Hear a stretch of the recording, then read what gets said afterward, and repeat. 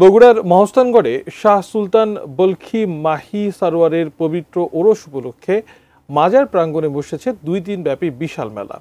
প্রতিবছর বৈশাখ মাসের শেষ বৃহস্পতিবারে এই ওরস অনুষ্ঠিত হয়। হাজার হাজার মানুষের পদচারণায় মুখরিত মহস্থানগড়।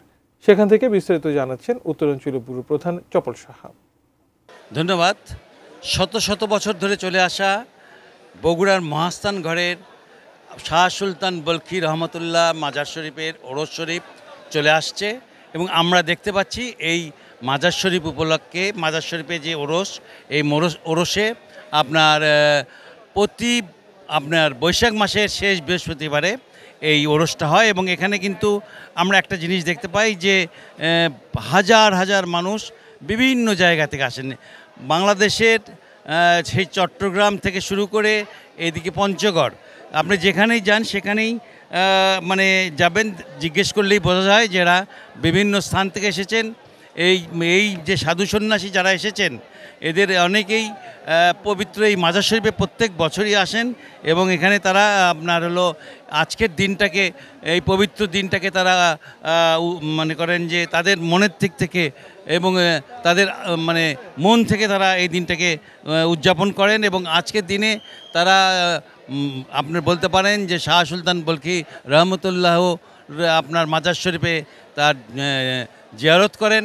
আরেকটা ব্যাপার আপনাদেরকে জানাই যে এখানে কিন্তু প্রতি বছর একটা অন্য ধরনের একটা কারবার হতো, সেটা কিন্তু এবছর বন্ধ। স্বাস্থ্যকর অল টাইম ফ্যামিলি কেক, সব সময় অল টাইম হেলদি লাইফ।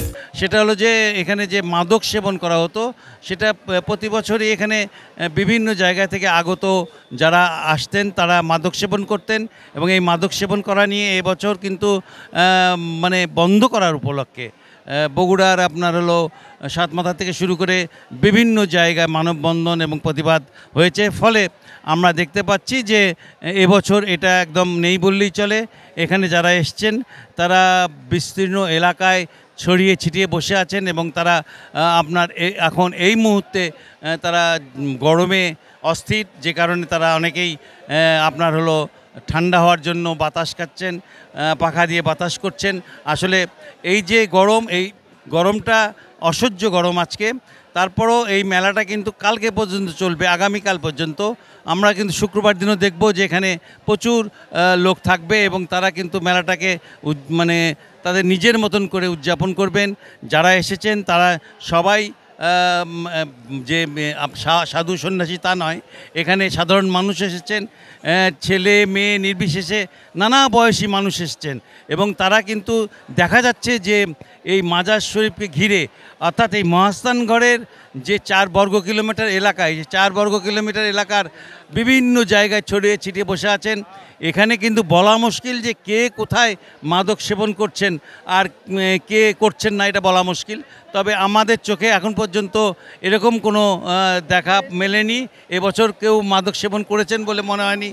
আমরা এবার দেখছি যে একটু অন্যরকম হচ্ছে এবং সেই মাজার শরীফের যে পবিত্রতা, সেই পবিত্রতা রক্ষা করার জন্য মানুষের ভিতরে কিন্তু বলতে পারেন যে আপ্রাণ চেষ্টা আছে এবং তারা কিন্তু এখানে বসে সারাদিন, এই যে সকাল থেকে বসে আছেন, তারপরেও কিন্তু রাত অবধি তারা এখানে থাকবেন। তারপর কালকে সকালেও কিন্তু তারা এইখানকার এই যে বলতে পারেন যে ওরস শরীফ সেটা উদযাপন করবেন এবং কালকে কিন্তু শেষ হয়ে যাবে এই শাহ সুলতান বলখীর মাজারের যে ওরস, সেটা কালকে শেষ হয়ে যাবে। বগুড়ার মহাস্থানগড় থেকে এই ছিল আমার কাছে সর্বশেষ।